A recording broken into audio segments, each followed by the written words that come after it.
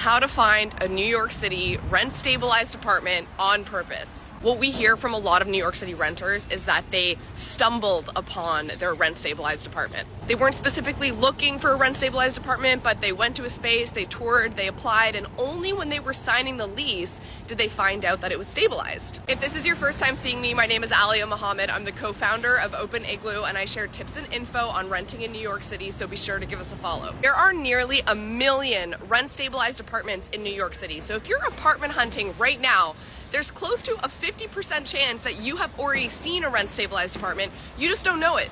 Getting your hands on a rent-stabilized apartment is a game changer for two main reasons. Your rent can only go up a certain amount every single year, and that amount is voted on by the Rent Guidelines Board. And number two, you are entitled to a renewal. The landlord cannot ask you to leave for any reason. Okay, but how do you actually find these rent-stabilized apartments? Because most of the time, the real estate agents and the landlords are not advertising that the units are stabilized. That's the reason why we built this toggle on Open Igloo. Landlords are legally required to register their rent-stabilized units with the state every single year. We took that data and combined it with the reviews that we've collected from renters so we can tag every single building in New York City that has rent-stabilized units in it. So all you have to do is turn on this toggle and we will only show you available and future listings that are in buildings that have stabilized apartments. My other recommendation is that if you are searching specifically for a stabilized apartment, which you should be, try and limit the filters that you add on top.